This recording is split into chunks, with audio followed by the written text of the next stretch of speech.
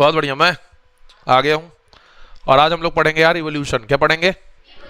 देखो इवोल्यूशन अपने आप में एक चैप्टर है, लेकिन सबसे बड़ी बात यह है कि अपने आप में एक स्टोरी है, जिसको हम स्टोरी फॉर्म पढ़ेंगे। बहुत प्यारा चैप्टर है। और पता है इस चैप्टर से ना बहुत सारे बोर्ड में क्वेश्चन आते हैं। सुन पा रहे हो तुम? पीछे वालों सुन पा रहे हो? हाँ हाँ, बोर्ड एग्जाम में से बहुत सारे क्वेश्चन आते हैं। और इवोल्यूशन से नीट में भर भर के 4-4, 5-5, 6-6, कभी कभी तो 8-10 क्वेश्चन भी आए हैं। ठीक है, इवोल्यूशन एक ऐसा टॉपिक है कि अगर आप इसको रटना चाहेंगे तो रट नहीं पाएंगे, अगर समझेंगे तो बहुत समझ में आएगा। और मैं एक ऐसा समझाऊंगा कि भूल जाओगे।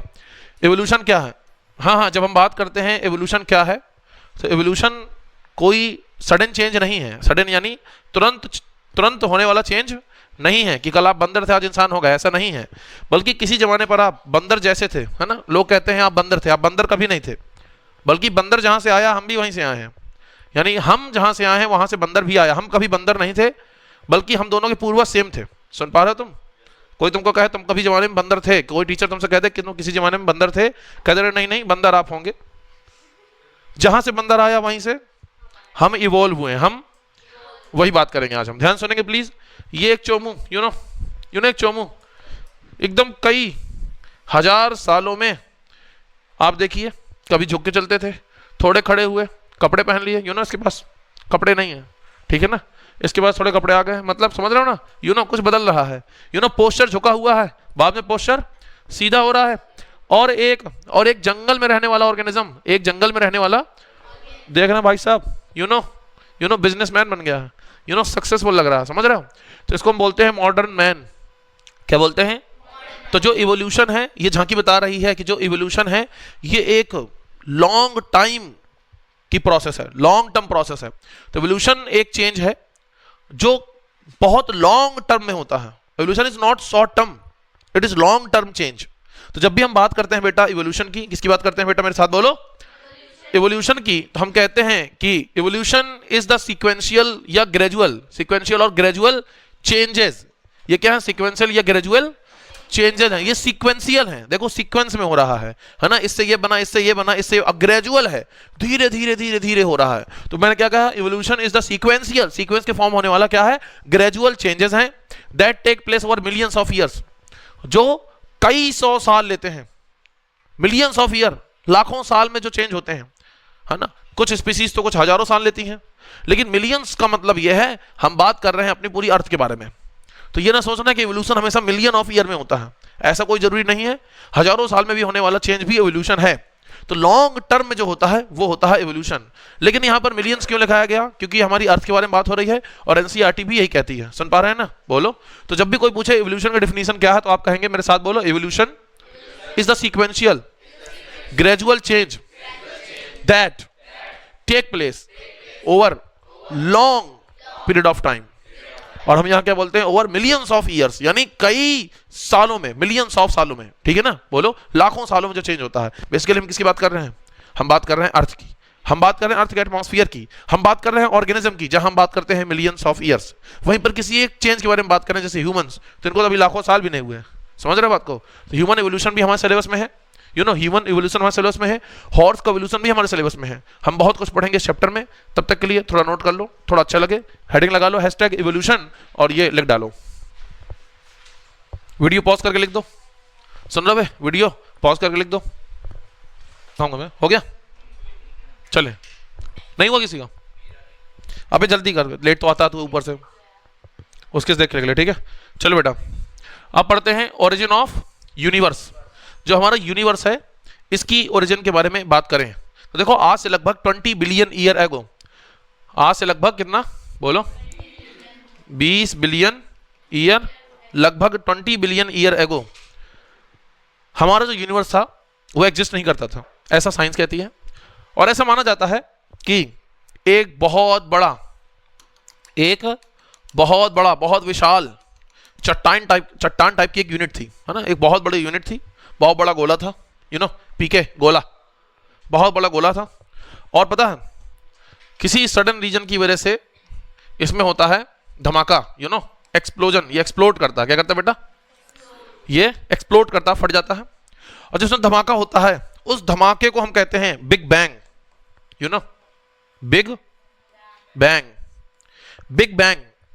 और वो थ्योरी जो ओरिजिन ऑफ यूनिवर्स के बारे में बताती है। इस थ्योरी को हम कहते हैं big bang theory. Big bang theory ये कहती है कि जो हमारा यूनिवर्स है वो पहले एग्जिस्ट नहीं करता था और आज से लगभग 20 बिलियन ईयर एगो एक जो हमारा यूनिट थी उसमें धमाका हो जाता है और वो बहुत सारे पार्टिकल्स में दूर दूर दूर तक फैल जाता है, जिसकी वजह से हमारा जो यूनिवर्स है वो सबसे पहले वजूद में आता है। और यूनिवर्स के बाद में बहुत सारे जिससे स्टार्स, प्लैनेट्स, गैलेक्सीज बनती हैं, जिसमें हमारा एक सोलर सिस्टम भी तैयार हो जाता है जहां हम रह रहे हैं अपनी अर्थ में, वो भी इसी बिग बैंग की वजह से बनी है। तो एग्जाम में क्वेश्चन आता है कि जो अर्थ है वो कैसे बनी, तो होता है बिग बैंग उसका आंसर। हालांकि बिग बैंग जो है इसका कोई साइंटिफिक प्रूफ नहीं है। साइंटिस्ट लोग ऐसा मानते हैं कि बिग बैंग थ्योरी जो है वो बताती है कि जो यूनिवर्स है हमारा वो एक बहुत बड़े एक्सप्लोजन से बना है। एक जो एंटाइटी थी उसमें क्या होता है बोलो, धमाका होता है, जिसको हम कहते हैं बिग बैंग। इतना खतरनाक धमाका था जो कि अनइमेजिनेबल इन फिजिकल टर्म, आप उसको सोच ही नहीं सकते कि उसमें कितनी एनर्जी निकली होगी, कितना बड़ा धमाका होगा, कितना बड़ा विस्फोट होगा। अगर आप सोच रहे हो कि दिवाली में फटने वाला बहुत खतरनाक जो बम आपने अपनी जिंदगी में देखा है, हो सकता है वो उससे अरबों खरबों की 10 अरबों खरबों की पावर अरबों खरबों टाइम्स, यानी 10 की पावर इनफाइनाइट टाइम्स, 10 की पावर 29 150 नहीं, 10 की पावर, इतना खतरनाक विस्फोट हुआ आप सोच ही नहीं सकते हैं। तो मैं कह सकता हूं the most accepted is the big bang theory given by Abbe Lemaitre. Abbe Lemaitre वो साइंटिस्ट था जिसने बिग बैंग थ्योरी दी थी। तो सबसे ज्यादा क्वेश्चन पूछा जाता है आपके नीट में कि वो कौन सा साइंटिस्ट था जिसने बिग बैंग थ्योरी दी थी, तो आंसर आएगा एबी लेमेट्री। बोर्ड नीट दोनों के लिए इंपॉर्टेंट है। It state that about 20 million, ये गलत है, यहां पे क्या होगा बेटा, यहां पे होगा बिलियन। क्या होगा, क्या होगा, तो यहां पे लिख देना बिलियन, ठीक है ना। About 20 billion year ago there existed a huge cosmic material, है ना, कॉस्मिक यानी एक बहुत बड़ी, समझ रहे हैं, एक बहुत बड़ी यूनिट थी, यही मान के चलेंगे हम। एक्सप्लोडेड, फट जाती है, and its fragments scattered to far areas, दूर दूर तक वो फैल जाते हैं। और आज भी हमारी साइंस कहती है, सुन पा रहे हो तुम पीछे वालों, कि भाई साहब जो हमारा यूनिवर्स है वो लगातार फैल रहा है, लगातार एक्सपैंड कर रहा है। तो बेसिकली ये इस बात का सबूत है कि हाँ, जब बिग बैंग हुआ था तो चीजें दूर दूर फैली थी जो आज भी फैल रही हैं, ठीक है। और हम लोग केमिस्ट्री में पढ़ते भी हैं, यू नो, एंट्रोपी नाम सुना है, एंट्रोपी पढ़ते हैं ना हम लोग, बहुत बढ़िया। तो एंट्रोपी क्या है, रैंडमनेस और डिसऑर्डरनेस, जो कि कहती है कोई प्रोसेस स्पॉन्टेनियस कब है, जब उसके अंदर कुछ ना कुछ रैंडमनेस डिसऑर्डरनेस होगी, जो कि इस बात का सबूत है कि हाँ हमारा यूनिवर्स एक्सपैंड कर रहा है, हर साल फैलता चला जा रहा है। अब बात करते हैं अर्थ प्रिमिटिव एटमॉस्फेयर। देखो यार, जब बिग बैंग हुआ लगभग आज से कितने ईयर पहले, 20 बिलियन ईयर एगो पहले, तो हम कह सकते हैं कि आज से लगभग 4.5 बिलियन ईयर एगो हमारी जो अर्थ है वो वजूद में आई। आग को गोला थी, ठंडा हुई, और ठंडी हो गई जब हमारी, तो हमारी अर्थ बन गई। क्या बन गई, हमारा प्लेनेट बन गया। कब, लगभग आज से 4.5 बिलियन ईयर एगो। ये सारे जो ईयर्स हैं, ये सारे जो साइंटिस्ट के नेम इस चैप्टर में आएंगे, ये सब नीट में कई बार एमसीक्यू में आए हैं, आपके बोर्ड एग्जाम के लिए बहुत इंपॉर्टेंट है, समझ रहे हैं, बोलो। तो लगभग 4.5 बिलियन ईयर एगो क्या आई बेटा, बोलो, अर्थ आई। क्या आई, ये सब साइड में लिखते जाना, ठीक है ना। लगभग 4.5 बिलियन ईयर एगो हमारी अर्थ बनी। और जब हमारी अर्थ बनी तो उसमें लाइफ नहीं आई, उसमें कोई लाइफ नहीं थी, क्योंकि बहुत गर्म थी। ये धीरे धीरे धीरे धीरे ठंडी हुई। सुन पा रही हो दीदी बातें, नहीं, ये धीरे धीरे धीरे धीरे ठंडी हुई। और जब ये धीरे धीरे धीरे ठंडी हो गई बेटा, तो इसमें फिर क्या हुआ, बोलो, इसका जो एटमॉस्फेयर था वो चेंज होने लगा। तो जब हमारी अर्थ इनिशियल फेज में थी तो कोई ऑक्सीजन नहीं था, कोई ऑक्सीजन नहीं था। अगर कोई ऑक्सीजन नहीं था भाई साहब, तो जो प्रिमिटिव अर्थ थी, जो पुरानी अर्थ थी, उसका एटमॉस्फेयर कैसा होगा, ऑक्सीडाइजिंग की रिड्यूसिंग। भाई ऑक्सीजन नहीं है ना, तो ऑक्सीजन नहीं है तो रिड्यूसिंग होगा, क्योंकि ऑक्सीजन होगा तभी तो ऑक्सीडाइजिंग होगा। और ऑक्सीजन नहीं था तभी हम लोग नहीं थे, ऑक्सीजन नहीं था तभी हम लोग क्यों नहीं थे, क्योंकि हम लोग बिना ऑक्सीजन के रह मर जाएंगे। क्या हो जाएंगे, मर जाएंगे, ठीक है ना।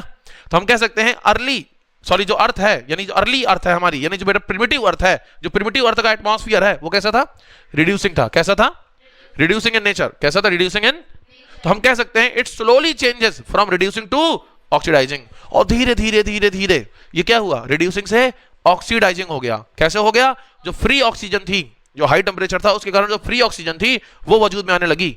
और हमारे कुछ बैक्टीरिया थे, that is called as cyanobacteria. इन लोगों ने सबसे पहले हमारी अर्थ में ऑक्सीजन निकाला। ये नीट में क्वेश्चन आया है कि वो कौन है जिसने अर्थ में सबसे पहले ऑक्सीजन दिया, वो कौन थे? साइनोबैक्टीरिया। कौन थे? लार्ज स्केल में सबसे पहले इन्होंने ऑक्सीजन दिया हमको, और इतना ऑक्सीजन दिया कि आप देख सकते हैं आज प्लांट भी हमको ऑक्सीजन दे रहे हैं। समझ रहे हो? क्योंकि प्लांट भी धीरे धीरे इवॉल्व हुए और आज हमारे अर्थ में हर जगह ऑक्सीजन ही ऑक्सीजन है। आप खुल के आराम से सांस ले सकते हैं, यू नो, खुल के सांस ले सकते हैं। सुन पा रहे हैं? बोलो। हम कह सकते हैं the condition from primitive earth became modified to support life. और हमारी जो प्रिमिटिव अर्थ थी उसकी जो कंडीशंस थी वो धीरे धीरे बदलने लगी और उसने हमारी लाइफ को सपोर्ट किया। और कंडीशन जब बदली तो फिर लाइफ इस दुनिया में सबसे पहले आई। और सबसे पहले जब लाइफ आई थी हमारे अर्थ में वो थी लगभग 4 बिलियन ईयर एगो। 4 बिलियन ईयर एगो, यानी 4.5 से 4 बिलियन का डिफरेंस देखें तो लगभग 0.5 बिलियन ईयर एगो। अब 0.5 बिलियन का मतलब होता है 500 मिलियन। 500 मिलियन साल, 1 मिलियन में 10 लाख होते हैं। 500 मिलियन साल लग गए हमारी अर्थ को नॉर्मल से एबनॉर्मल से नॉर्मल होने में, रिड्यूसिंग से ऑक्सीडाइजिंग होने में, समझ रहे? विदाउट लाइफ से लाइफ आने में।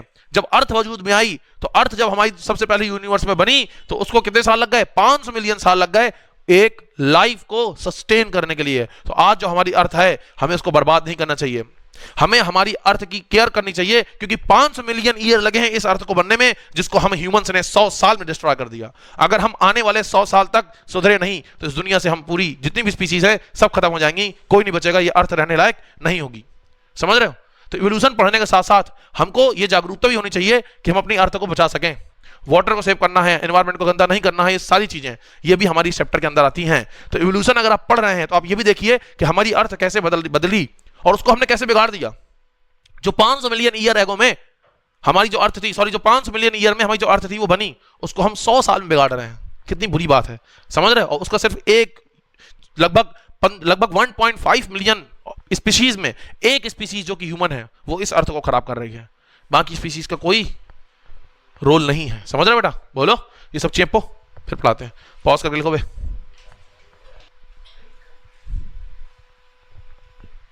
हो गया? बोलो।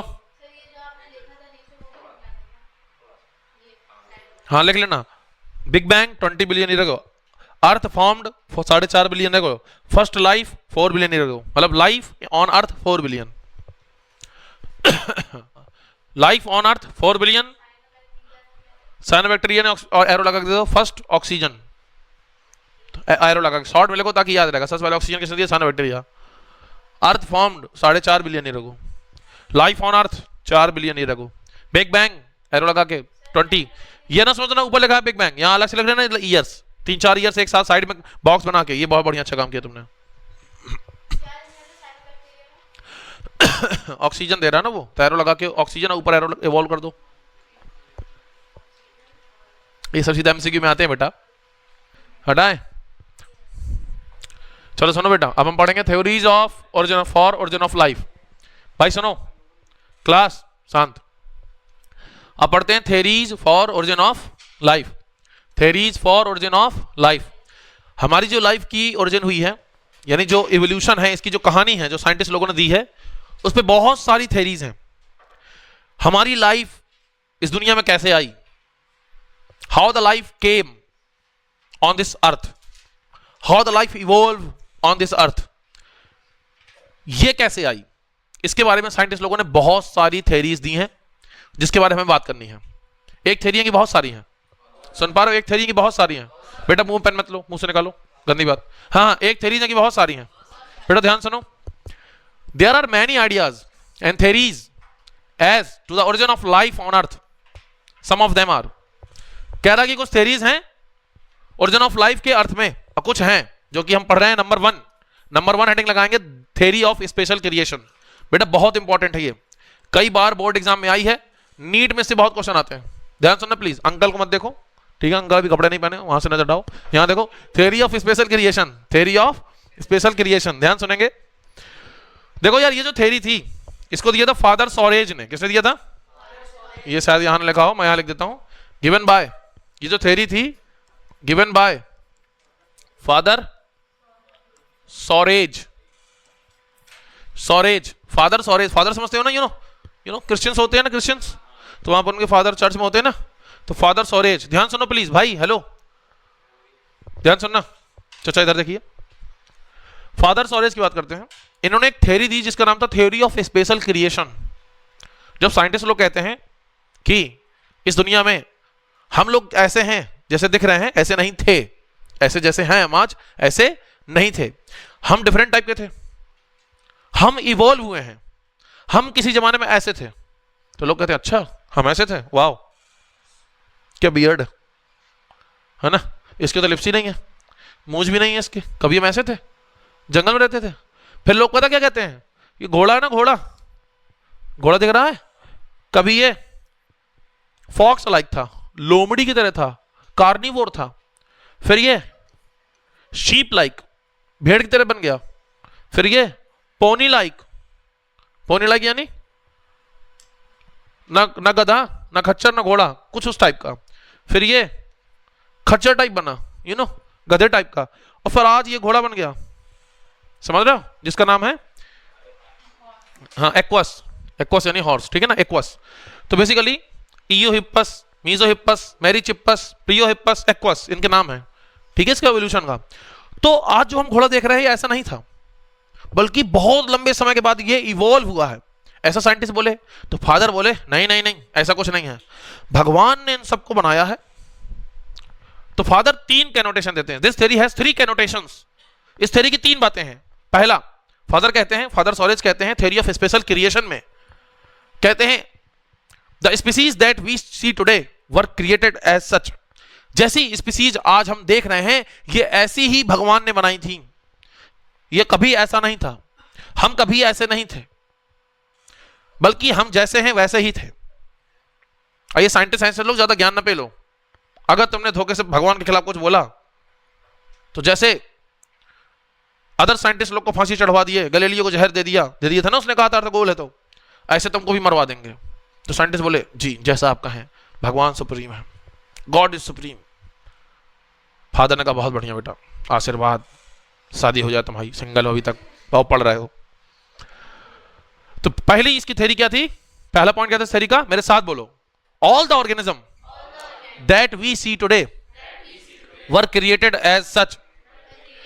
जैसे ऑर्गेनिज्म आज हम देख रहे हैं ये ऐसे ही बने थे, ऐसे ही बनाए गए थे, या बने थे या ऐसे थे, ठीक है। दूसरा कि जितने ऑर्गेनिज्म पहले थे, डायवर्सिटी जो थी ऑर्गेनिज्म की वो हमेशा से वैसी रही है, आज भी उतनी है, ना एक ऑर्गेनिज्म एक्स्ट्रा बन पाया है और ना कोई इस दुनिया से गया है। तो ये तो पॉइंट बिल्कुल गलत है, क्योंकि न जाने कितनी स्पीसीज हैं जिस दुनिया से एक्सटिंक्ट हो गई हैं, विलुप्त हो गई हैं। बोलो सही है, बोलो भाइयों बहनों, क्या मैं सही कह रहा हूं कि बहुत सारी स्पीसीज दुनिया से चली गई हैं, क्या एक दिन हम भी चले जाएंगे? बिल्कुल, अगर हमने इस अर्थ को बचाया नहीं। सेव वाटर सेव लाइफ, सही कह रहा हूं? तो इस दुनिया से हम सब जा सकते हैं, तो बिल्कुल सही, ये पॉइंट तो सही है। ये कह रहे हैं जितनी बायोडाइवर्सिटी थी उतनी ही है और उतनी ही रहेगी। फिर ये तीसरा कैनोटेशन कहते हैं अर्थ हमारी 4000 साल पुरानी है। कितनी है? तो इस बात का तो एविडेंस मिल चुका है आज की डेट में कि अर्थ भैया लाखों साल पुरानी है, 4000 साल नहीं है। तो इसके पहला पॉइंट तो ठीक है कि भगवान ने हमको जैसा बनाया है वैसे ही थे, क्योंकि इस बात का एविडेंस हमारे पास नहीं आया अभी तक। लेकिन ये बात तो है कि बायोडाइवर्सिटी कांस्टेंट नहीं है, दूसरा अर्थ 4000 साल पुरानी नहीं है। ये दोनों बातें इसकी गलत हैं, ठीक है। और पहली बात का भी कोई साइंटिफिक एविडेंस नहीं है, तो मुझे कह लेने दो, क्या मैं कह दूं? Theory of special creation, father Suarez की जो थ्योरी है, इस पे ऑब्जेक्शन उठाए गए और इसको बैन कर दिया गया कि थ्योरी गलत है। समझ रहे हो? अब एक थ्योरी गलत होगी तो क्या होगा? साइंस की कहानी, नई थ्योरी आएगी, फिर वो गलत हो जाएगी, फिर नई थ्योरी आएगी। तो इससे क्या पता चला? बार बार गलतियां करो और बार बार उसको सुधारो, तो एक दिन आपकी बेस्ट चीज आपके सामने आएगी, उसके बाद आप गलती नहीं करेंगे। समझ रहे हैं? फिर लोग आपसे प्रेरणा लेंगे। इसलिए हमेशा एक्टिव रहा करो, पढ़ते रहा करो, क्वेश्चन करा करो, गलत हो जाए डरो नहीं, टेस्ट में नंबर कमाए कोई बात नहीं, लेकिन बराबर देते रहो, एक टाइम आएगा तुम टॉप करोगे। इधर आओ बेटा। Life was created by super natural power और द डिवाइन। ये कहते हैं भाई साहब जो लाइफ है ये एक सुपर नेचुरल पावर गॉड ने बनाई है, ये अपने मन से नहीं आई है। तो ये कुछ इसका पॉइंट था जो एग्जाम में नहीं लिखा जाता है ना, तो इसको काट देते हैं। ये धार्मिक बातें ना लिखना, साइंस पढ़ रहा हूं ना। The main postulate of this theory, कुछ इसके पोस्टुलेट हैं, कुछ कैनोटेशंस हैं, कुछ पॉइंट्स हैं, बात करते हैं उसके बारे में। पहला, all form of life that we studied were created as such. जैसा ही आज हम देखते हैं स्पीसीज को, वैसे ही ये बने थे। समझ रहे हो? बोलो। अगला point, they have not shown any change.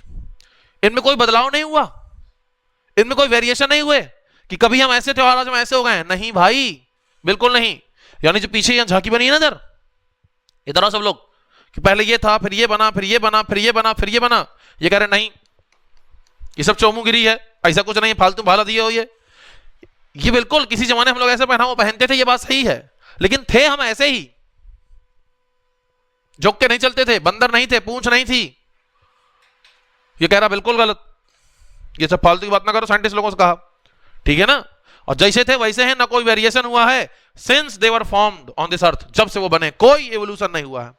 तो हम तो देख रहे हैं एवोल्यूशन तो हो रहा है, एवोल्यूशन तो स्पीशीज दिन ब दिन बदल रही है कि नहीं, वेरिएशंस हो रहे हैं। और ना होता वेरिएशंस तो फिर हम में और नीग्रो में क्यों डिफरेंस है, हम में आऊ माऊ चाऊ में क्यों डिफरेंस, आऊ माऊ चाऊ समझे ये कोरियंस और ये सब चाइनीज वगैरह जापानीज वगैरह, तो डिफरेंस तो है, वेरिएशन तो है, वो वेरी कर गए। अगर मैं एक कोरियन लड़की के साथ घूम रहा हूं, क्या तुम देख के बता दो कि कोरियन है? बिल्कुल, क्योंकि उसमें वेरिएशंस हो गए हैं, क्योंकि हमें लंबे समय तक हमसे दूर रही है वो, हम यहां रहे वो वहां रही है। अगर मैं एक अफ्रीकन नीग्रो लड़की के साथ घूम रहा हूं, बताओ तुम पहचानोगे कि नहीं पहचान पाओगे? पूछना चाहता हूं मैं 130 करोड़ जनसंख्या से, बताओ भाइयों बहनों, पहचान पाओगे कि नहीं पहचान पाओगे? और अगर मैं एक रशियन लड़की के साथ घूम रहा हूं, पहचान पाओगे कि नहीं पहचान पाओगे? पहचान लोगे, बस कुछ बोलना नहीं, इधर आओ। तो मुझे क्या लेने दो बेटा, note objection to the theory. इस थ्योरी में कुछ ऑब्जेक्शंस आए। ऑब्जेक्शंस क्या थे कि भाई साहब जो पोस्टुलेट इनने बताए उसके कोई साइंटिफिक प्रूफ नहीं था, कोई साइंटिफिक प्रूफ नहीं था। तो साइंटिफिक प्रूफ नहीं होगा तो आपके थ्योरी को कैंसिल कर दिया जाएगा। साइंस वही मानती है जिसका आप प्रूफ दे सकते हैं। अगर मैं कह दूं देखो यहाँ को मेरे बगल में कोई खड़ा है खूबसूरत कन्या, क्या खड़ी है मेरे बगल में, मैं प्रूफ नहीं कर पा रहा हूं तो इसका मतलब नहीं खड़ी है, भले मुझे दिख रही है, ये हेलुसिनेशन है, मैं नशे में हूं, समझ रहे हो? मुझे उसकी आकृति दिख रही है, लेकिन वो वहां पे साइंस प्रूफ मांगती है। साइंस क्या मांगती है, समझ रहे हो? तो आज के लिए इतना ही, मैं फिर आऊंगा एक नए लेक्चर में। Thank you.